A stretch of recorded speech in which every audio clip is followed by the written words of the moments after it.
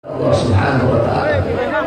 Saudara-saudara, kita duduk pada malam hari yang mulia untuk mengenal satu peristiwa satu kejadian yang luar biasa, yaitu perjumpaan seorang hamba dengan Tuhannya, perjumpaan seorang kekasih dengan kekasihnya, yaitu perjumpaan Nabi Muhammad dengan Azizul Wahhab. Perjumpaan Nabi dengan Allah tanpa ada setitik pun penghalang.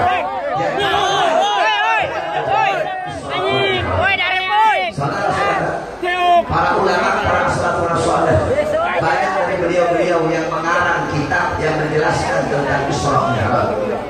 Ada kitab As-Siraj Al-Wahhaj fi Haqa'iqil Mi'raj, karangan Al-Imam Abu Ishaq Muhammad ibn Ibrahim An-Nu'mani Asy-Syafi'i. Ada kitab Al-Mi'raj karangan Al-Imam Qushairi.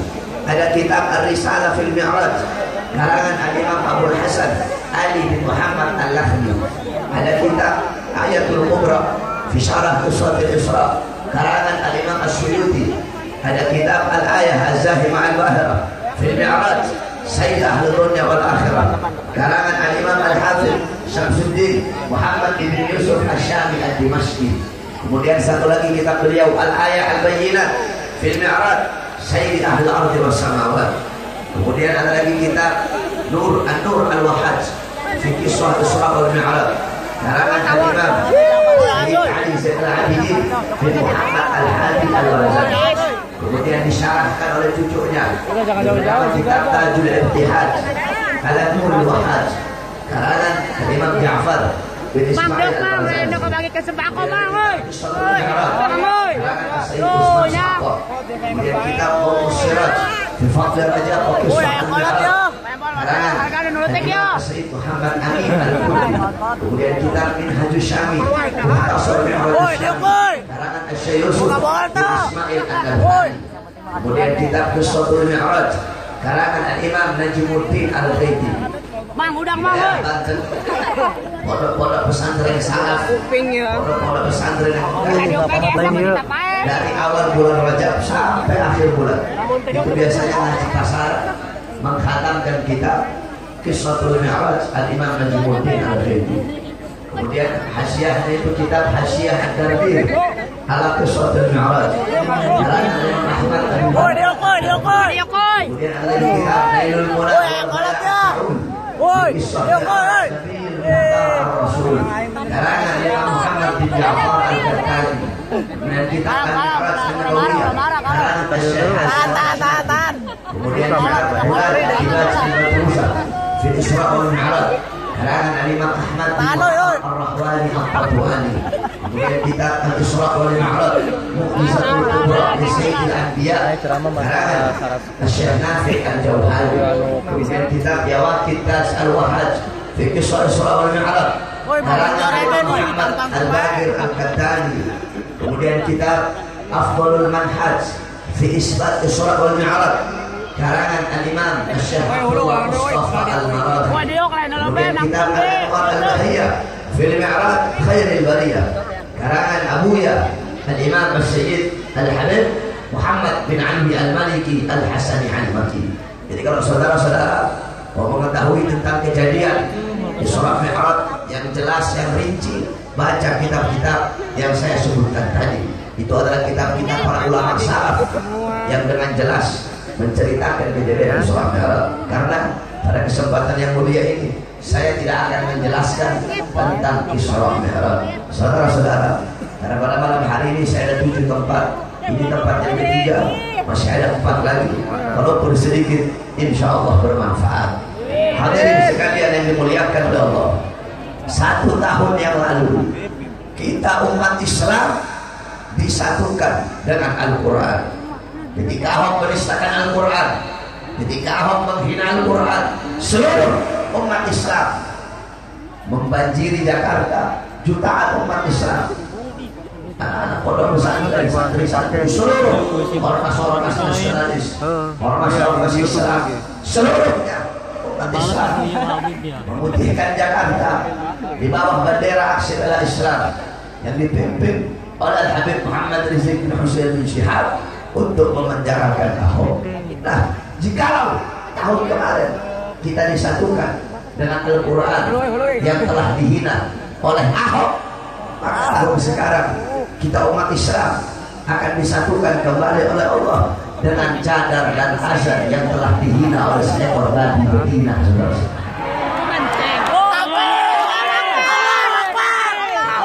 Sekalian yang dimuliakan oleh Allah, si babi Ahok belum keluar dari penjara, si penista agama yang satu belum keluar dari penjara, udah muncul babi betina yang baru. Siapa babi betina? Siapa babi betina? Saudara-saudara sekalian yang dimuliakan oleh Allah, dia berkata, aku tidak tahu syariat Islam, yang aku tahu Sari Konde lebih indah dari cadar.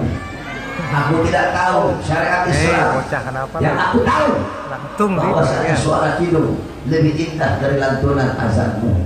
Saya tanya, kacau tidak? Kacau tidak? Kurang ajar tidak? Bangsat tidak? Ingat bukan? Kawan apa biarkan? Kawan apa biarkan? Hensuk awati goblok, hensuk awati biadab, hensuk awati bejat. Jaga kau punya mulut. Kalau engkau tidak tahu tentang syariat Islam, lebih baik engkau diam, bukan engkau berpuisi yang isinya menghina cadar dan menghina azan. Betul. Saudara-saudara sekalian, pantas dia disebut sebagai ibu Indonesia. Engkau mengaku sebagai ibu Indonesia, tapi engkau tidak tahu siapa ibu yang telah melahirkan Indonesia. Siapa ibu yang telah melahirkan Indonesia? Saudara-saudara, Indonesia lahir dari rahim Islam, saudara-saudara.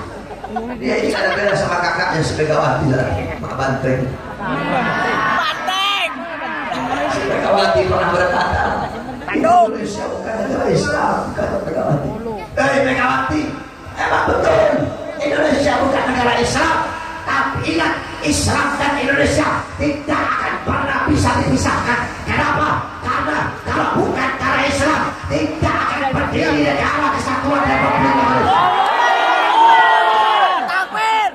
Indonesia adalah tanah yang telah dicuci dengan darah para ulama, darah para kiai, darah para pahlawan, darah para pejuang, darah para santri. Jaga kau punya mulut. Dia berkata bahwasanya Sari Konde lebih indah daripada cadar. Semua mati.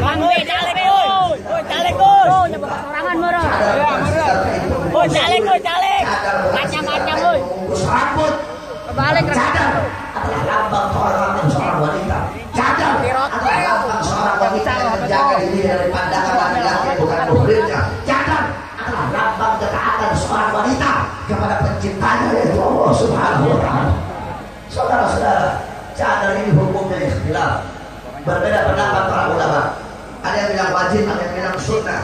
Tetapi kesepakatan para ulama dalam kitab dijelaskan, fadhahaba jumhurul ulama al-Hanafiyah wal-Malikiyah wal-Syafi'iyah wal-Hanabilah ila anna al-wajha laysa bi'awratin wa idza lam yakun 'awratan fa innahu yajuzu laha an tasturahu wa tantakiba wa laha an takshifahu wa la tantakiba. Para ulama sepakat wajah itu bukanlah termasuk aurat. Karena wajah bukan aurat, maka diperbolehkan untuk menutupnya. Boleh juga bernikop. Tahu nikop? Nikop itu cadar. Memakai nikop, memakai cadar. Wajah bukan aurat, boleh menutupnya. Boleh juga memakai nikop, memakai cadar. Boleh juga tidak menutupnya, yaitu membukanya. Boleh juga tidak memakai cadar. Jadi jangan pernah kalian malu, hai para wanita yang bercadar. Jangan pernah kau malu dengan cadarmu. Jangan pernah kau malu walaupun kau dihasilkan, walaupun kau dicaci maki, walaupun kau diejek, walaupun kau dihina. Tetap pertahankan engkau punya cadar, karena itu bagian daripada syariat dari Muhammad. Kalau ada Ustaz Kiai Habib yang ngomong cadar budaya Arab, Ustaz Kiai Habib goblok itu. Bawa Ustaz depan saya kasih tunjuk itu kitab di depan dia lakukan. Ada yang bilang ini ulama yang ngomong cadar budaya Arab, ulama goblok. Kamu buka kitab An-Nida di jilid 19. Ada dalam kitab tersebut dijelaskan, wanita Arab zaman jahiliyah tidak pernah pakai cadar. Mereka suka dandan, suka mempercantik diri, mempertontonkan kecantikan depan orang. Itu wanita Arab zaman dahulu. Sehingga datang Islam, datang Quran, datang Nabi Muhammad, datang syariat. Untuk apa? Untuk menghabis hapus itu semua dan datanglah syariat Nabi Muhammad SAW. Wanita-wanita kami mereka bagaikan burung gagak. Burung gagak wanita-wanita kami dari ujung rambut sampai ujung kaki hitam, tidak kelihatan. Kelihatan mata. Bunda duduk bunda. Pada pakai cadar matanya tidak kelihatan. Mahmud. Mereka hitam bagaikan burung gagak. Itu datangnya bukan dari budaya Arab, tetapi itu datangnya semata-mata dari syariat baginda Nabi besar Muhammad. Makanya kan pernah kau malu dengan kau punya cadar, pakai kau punya cadar. Orang-orang yang buka aurat dibiarin, perempuan telanjang dibiarkan, tidak dihina dan dihujat. Dibilang perempuan pakai cadar dilarang masuk universitas, perempuan pakai cadar dibilang ninja, dituduh teroris. Orang-orang munafik berkata, wanita yang buka aurat itu kebebasan mereka. Wanita buka aurat kebebasan. Terus wanita pakai cadar bukan kebebasan gitu. Jikalau wanita-wanita yang buka aurat itu kebebasan mereka di dalam bermaksiat, maka wanita-wanita kami yang bercadar itu juga kebebasan mereka di dalam berbuat taat kepada Allah Subhanahu wa taala. Perempuan pakai cadar dibilang ninja. Ada perempuan pakai cadar dibilang ninja. Kalau perempuan pakai cadar dibilang ninja, besok kalau kamu ketemu perempuan yang buka aurat, yang pakai rok mini, panggil mereka Tarzan. Perempuan pakai rok mini berarti apa? Perempuan pakai rok mini berarti apa? Perempuan pakai cadar dibilang modern. Yang semakin terbuka aja modern. Yang kelihatan teteknya itu modern itu. Yang kelihatan keteknya itu modern itu. Oh, jadi ukuran modern atau tidaknya itu telanjang. Jadi ukuran modern atau tidaknya perempuan itu buka-bukaan. Semakin buka-bukaan, semakin telanjang, semakin modern berarti. Saudara-saudara, jikalau yang menjadi ukuran modern atau tidaknya perempuan itu adalah telanjang, berarti wanita zaman purba lebih modern dari wanita zaman sekarang. Kenapa? Wanita zaman purba telanjang, saudara-saudara.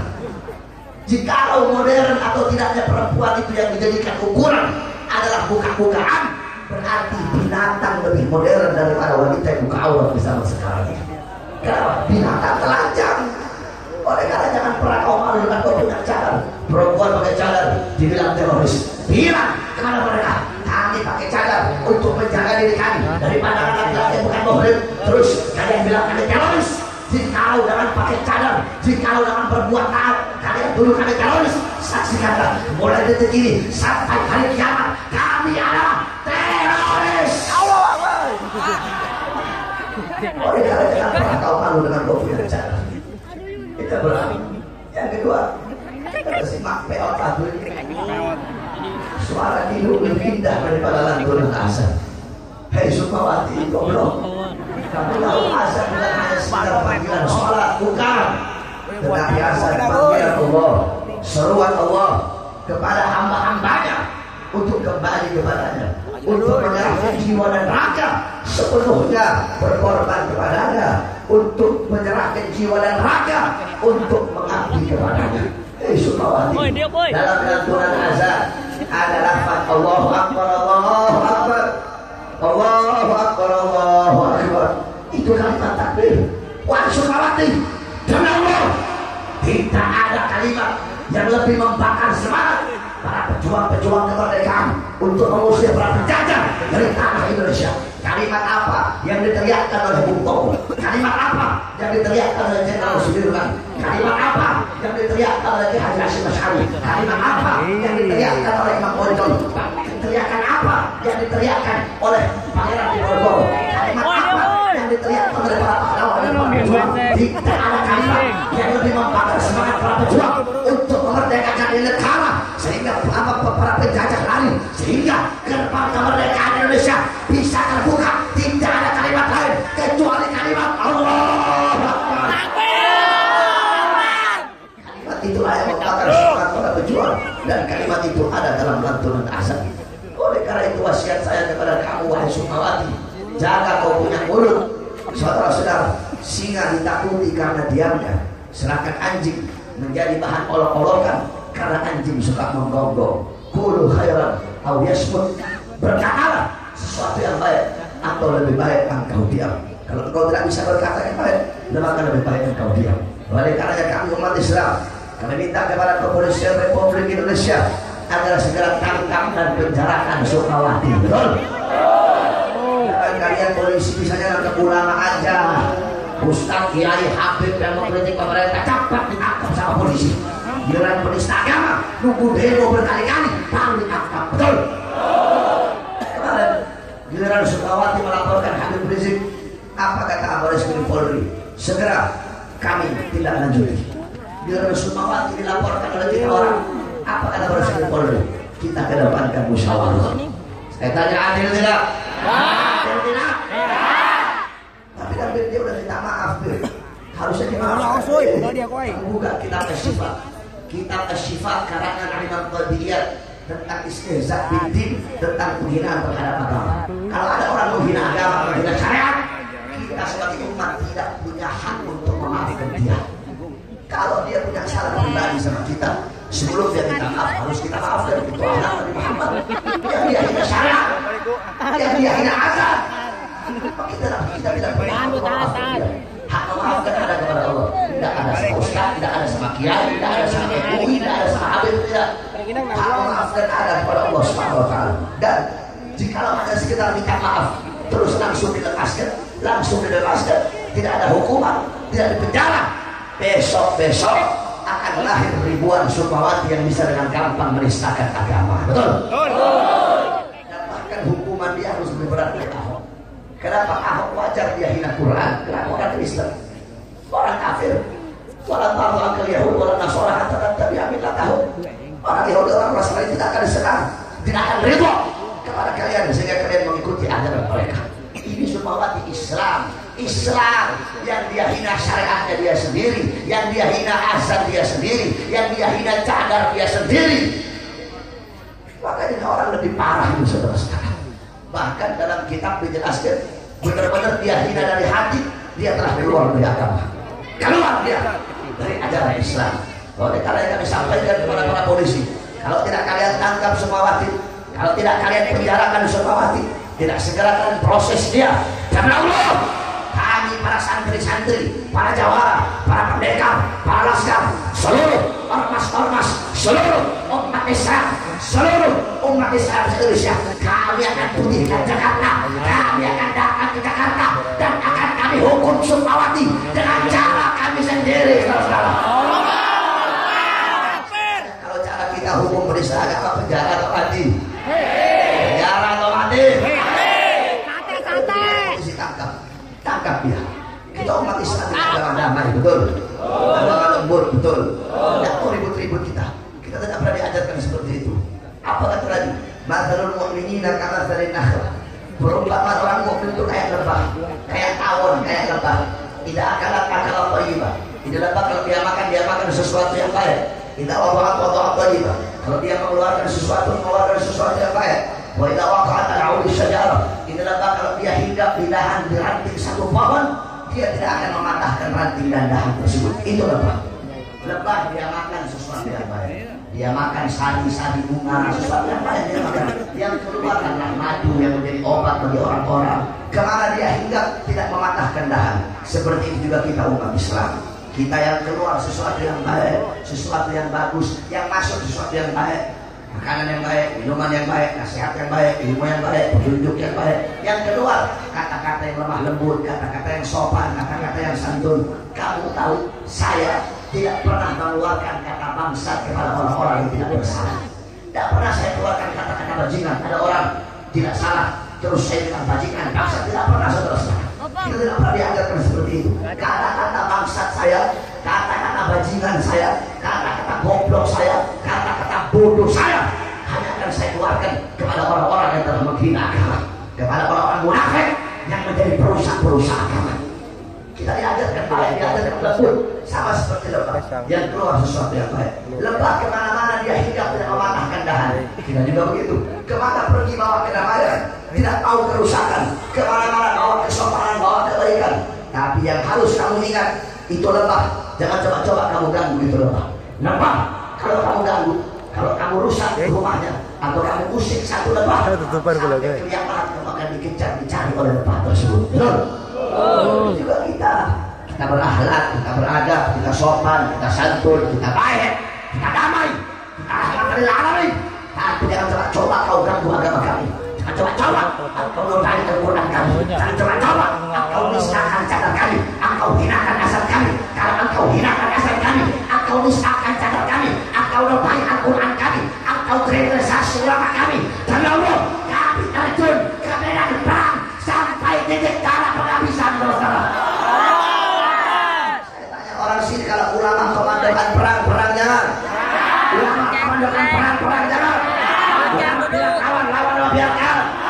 Siap mati ya Allah. Siap hancurkan Indonesia. Siap binasa demi Islam. Siap bela Quran. Allahu Akbar.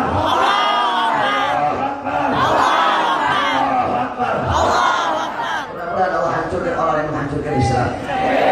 Allah hinakan orang yang menghina Islam. Allah nistakan orang yang menista Islam. Allah permalukan orang yang mempermalukan Islam. Amin ya rabbal alamin. Allahumma barik lana fi Rajab wa Sya'ban wa barik lana Ramadan. Allahumma barik lana fi Rajab wa Sya'ban wa barik lana Ramadan. Allahumma barik lana fi Rajab wa Sya'ban wa barik lana Ramadan. Wa sallallahu alaihi wasallam wa ala alihi wasallam. Alhamdulillah rabbil alamin. Sahur. Waduh, oi, jangan sana wow. Kita tatung. Baik ya. Sebelum saya untuk saudara-saudara, saya lagi bikin pondok pesantren. Ayo pulang ke Panongan. Pesantren Haram Jada di Kota Tua dan Jawa. Panongan. Bukan berarti kalau ada pesantren di Kota Tua salah tidak salah.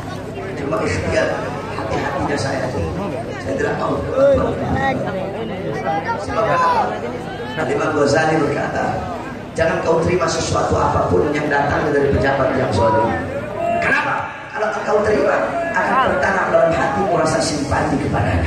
Sehingga maksiatnya kau biarkan, mungkaratnya kamu biarkan, dolalatnya kamu biarkan. Ustaz Kiai Habib, ini pejabat yang benar. Kenapa kamu tegur? Kemarin harus kasih amplop saya. Gak enak sih menegur. Kemarin harus kasih pajak terus. Gak enak sih menegur. Kemarin kalau saya habis disumbang saya pesantren tidak mau terima. Oleh karenanya pada malam hari ini saya harapkan kepada seluruh hadirin yang hadir untuk mengeluarkan hartanya di jalan Allah Subhanahu wa taala sambil kita bersalawat kepada baginda Nabi Muhammad sallallahu alaihi wasallam. Salatullah salamullah. Duduk kan, duduk. Salatullah salamullah ala yasin habibillah. Salatullah salamullah ala rasulillah. Salatullah salamullah ala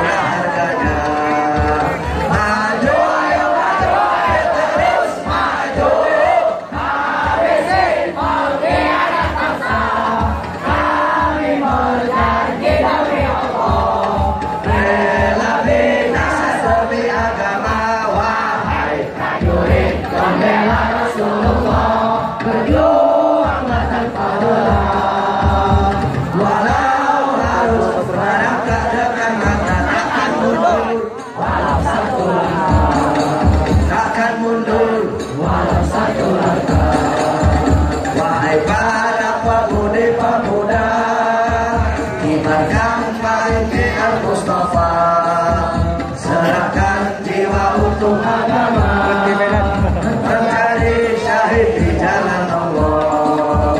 Maju tetap berjalan, walau terjadi pengandaran, jadi saksi di sisi Allah. Mati syahid adalah hari raya. Maju ayo terus maju, habisi pengkhianat bangsa. Kami berjanji demi Allah, bela dina satu agama. Wahai prajurit pembela Rasulullah, berjuang tanpa lelah. Walau harus merangkak dengan langkah, takkan mundur walau satu langkah, takkan mundur walau satu langkah. Allahu Akbar. Allahu Akbar. Assalamualaikum warahmatullahi wabarakatuh.